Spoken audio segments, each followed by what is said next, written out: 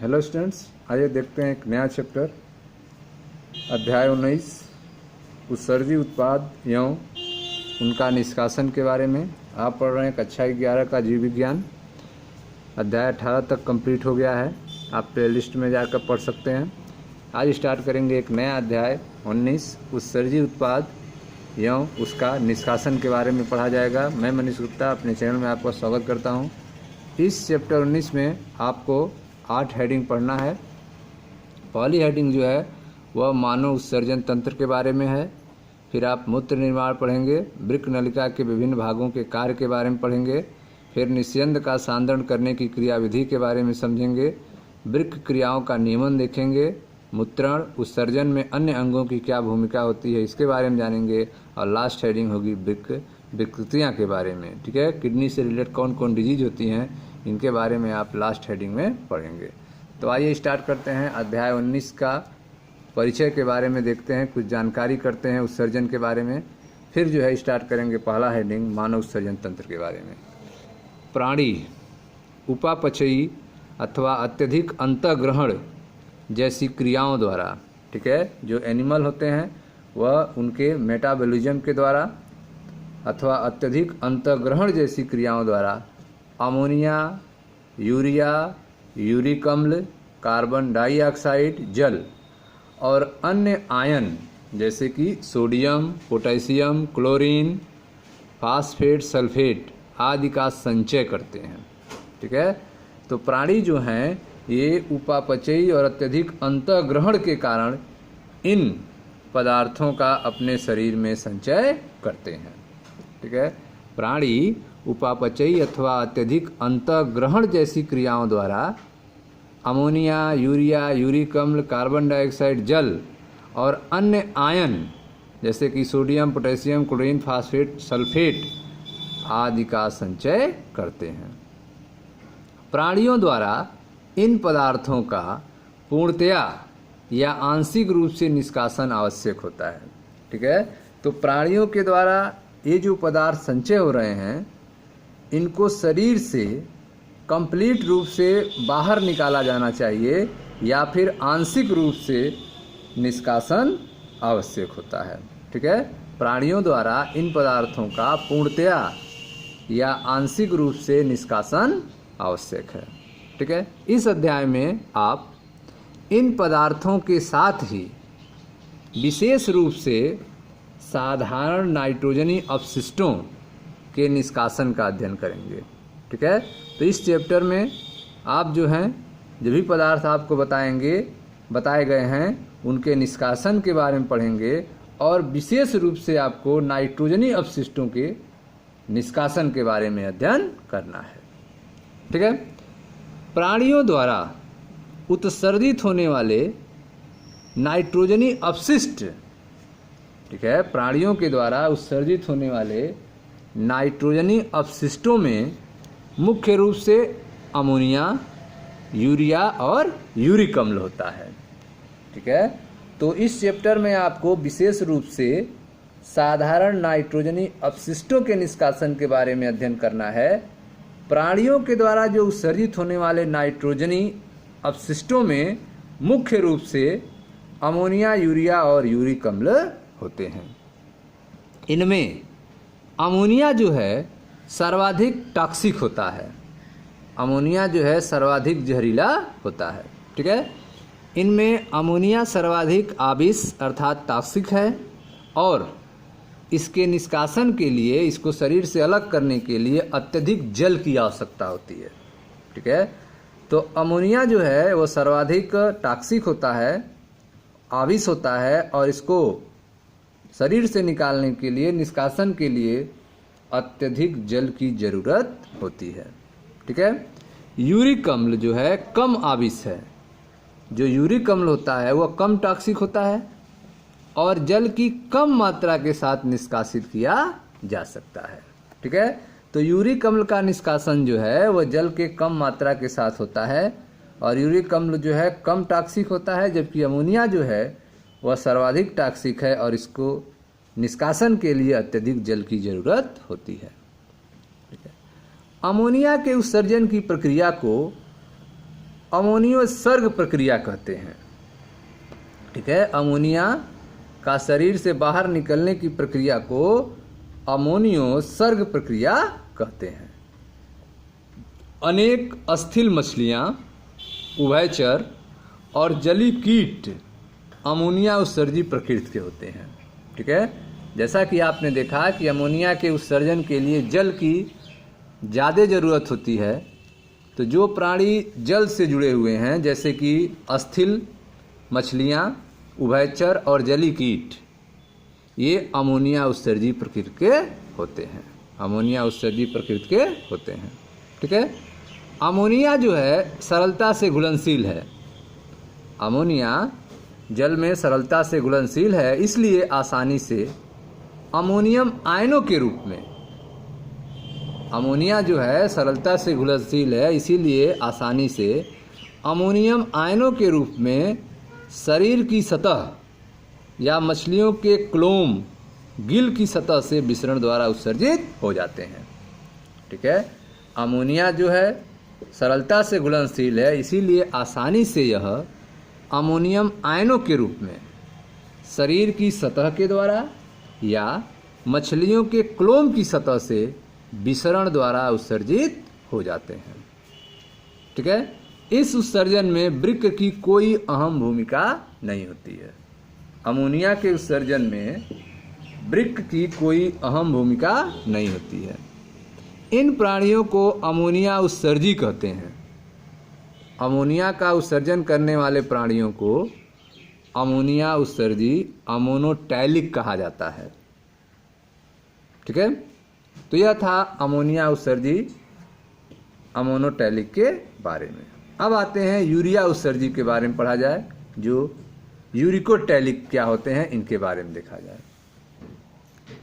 स्थलीय आवासों में, जो स्थल पे रहते हैं, जमीन पे रहते हैं, स्थलीय आवासों में अनुकूलन हेतु जल की हानि से बचने के लिए प्राणी कम आविस नाइट्रोजनी अपशिष्ट जैसे यूरिया और यूरिक अम्ल का उत्सर्जन करते हैं।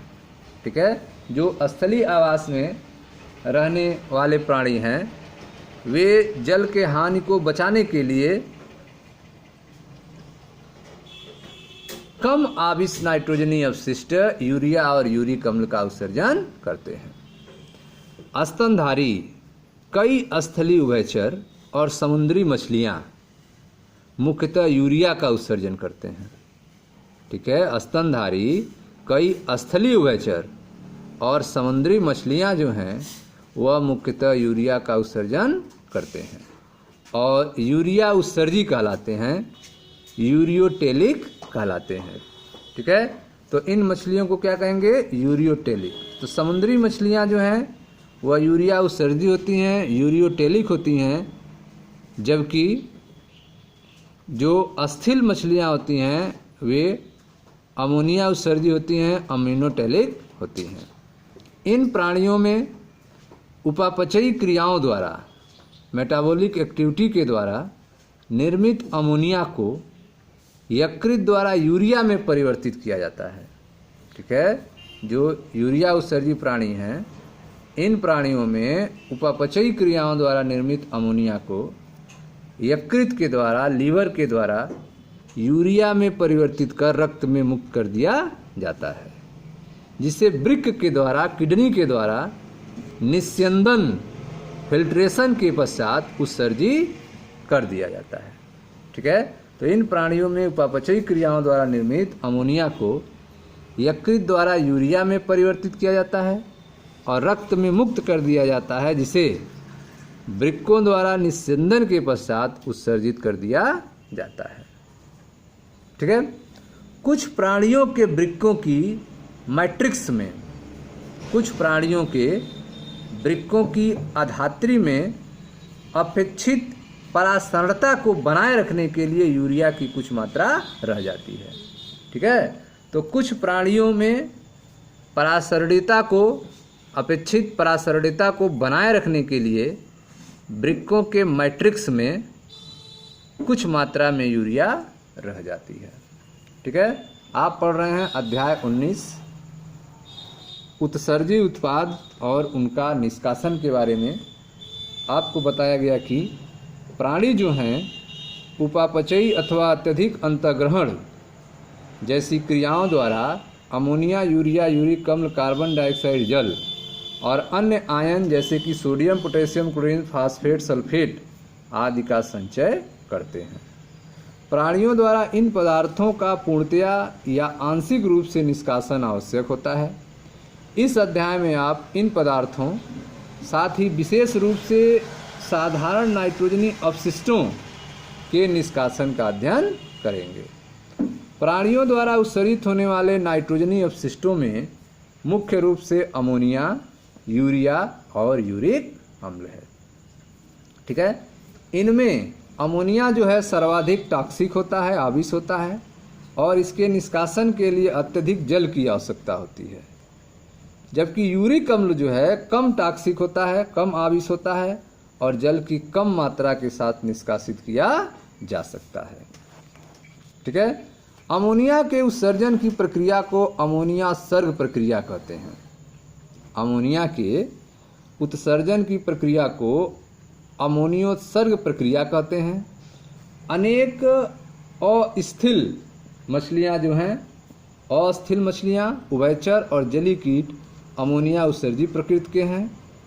अमोनिया जो है सरलता से घुलनशील है, इसीलिए आसानी से अमोनियम आयनों के रूप में शरीर की सतह के द्वारा या मछलियों के क्लोम की सतह से विसरण द्वारा उत्सर्जित हो जाते हैं। इस उत्सर्जन में वृक्क की कोई अहम भूमिका नहीं होती है। इन प्राणियों को अमोनिया उत्सर्जी कहते हैं, अमोनोटैलिक कहते हैं। ठीक है, स्थलीय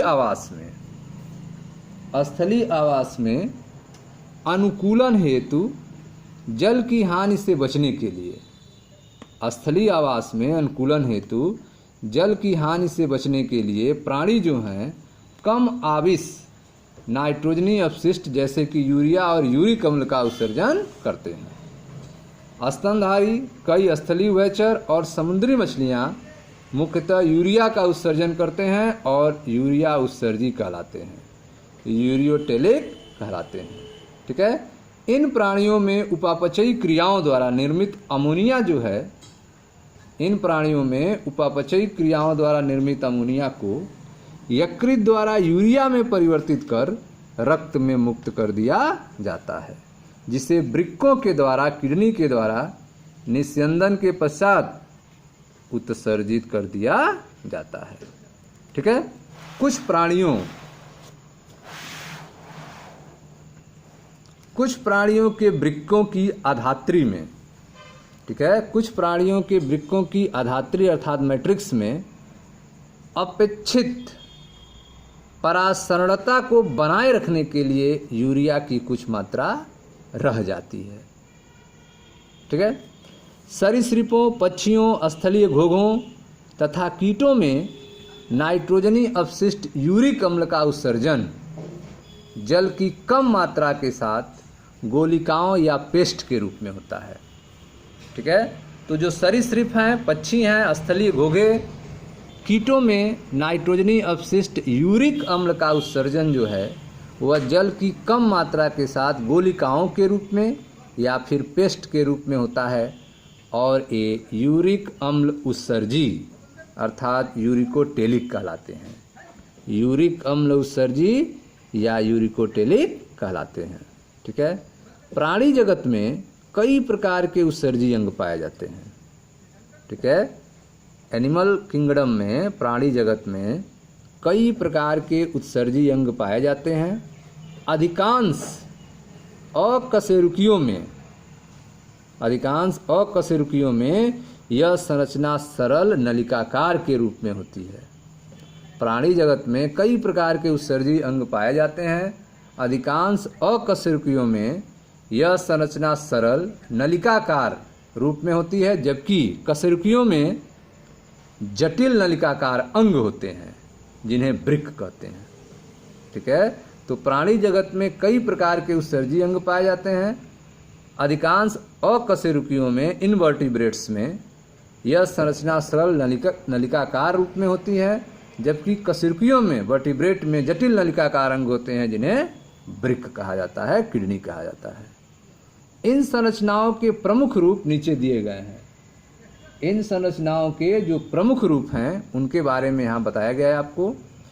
आदि वृक्कक अर्थात प्रोटोनेफ्रिडिया या ज्वाला कोशिकाएं, प्लेटीहेल्मिन्थीज,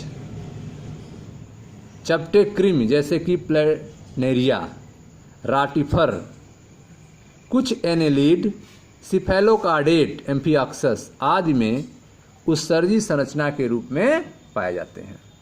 ठीक है, तो यह जो आदि वृक्कक है प्रोटोनेफ्रिडिया जो है या फिर ज्वाला कोशिकाएं जो हैं वे प्लेटीहेल्मिन्थीज, राटिफर और कुछ एनेलिड, सिफेलोकार्डेट आदि में उत्सर्जी संरचना के रूप में पाए जाते हैं। आदि वृक्कक जो है प्रोटोनेफ्रिडिया जो है वह प्राथमिक रूप से आयनों व द्रव के आयतन नियमन जैसे परासरण नियमन से संबंधित होते हैं। ठीक है, तो जो आदि वृक्कक हैं प्रोटोनेफ्रिडिया हैं वे प्राथमिक रूप से आयनों व द्रव के आयतन नियमन जैसे परासरण नियमन से जुड़े होते हैं, संबंधित होते हैं।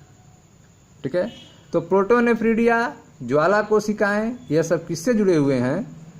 तो प्रोटोनेफ्रिडिया जो है आदि वृक्कक जो है और फ्लेम सेल जो ज्वाला कोशिकाएं हैं यह भी उत्सर्जी अंग होते हैं। यह प्लेटीहेल्मिन्थीज अर्थात चपटे कृमि जैसे प्लेनेरिया, राटिफर और कुछ एनलीड, सिफेलोकार्डेट, एम्फिऑक्सस आदि में उत्सर्जी संरचना के रूप में पाए जाते हैं।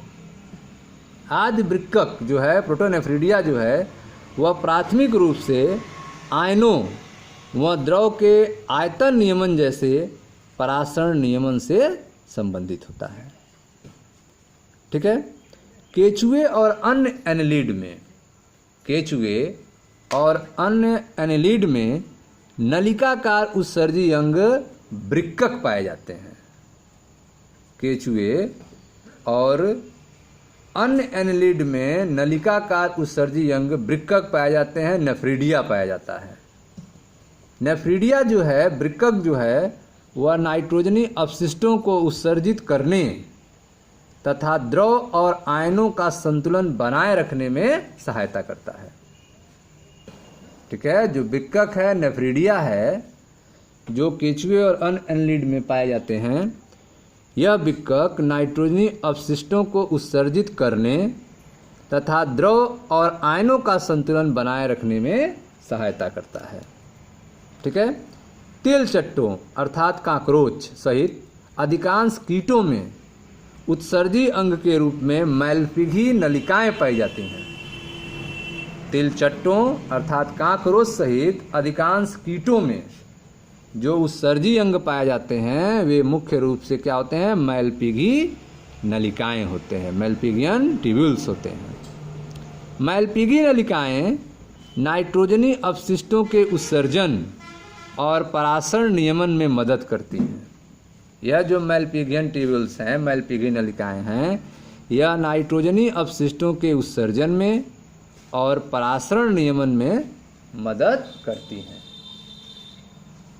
ठीक है, झींगा अर्थात प्राण जैसे क्रस्टेशियाई प्राणियों में, झींगा जैसे क्रस्टेशियाई प्राणियों में श्रृंगिक ग्रंथियां या हरित ग्रंथियां उत्सर्जन का कार्य करती हैं।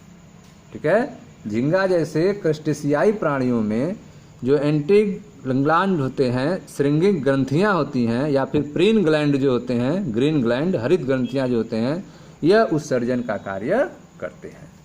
ठीक है, तो यह था उत्सर्जी उत्पाद और उनके निष्कासन के बारे में, परिचय के बारे में चैप्टर 19 का। मिलता है नेक्स्ट वीडियो में जहां हम चर्चा करेंगे मानव उत्सर्जन तंत्र के बारे में, जिसमें मानव के उत्सर्जन तंत्र के बारे में विस्तृत अध्ययन किया जाएगा। मैं मनीष गुप्ता अपने चैनल में आपका स्वागत करता हूं। आप वीडियो को लाइक करें, शेयर करें, चैनल को सब्सक्राइब करें। धन्यवाद दोस्तों।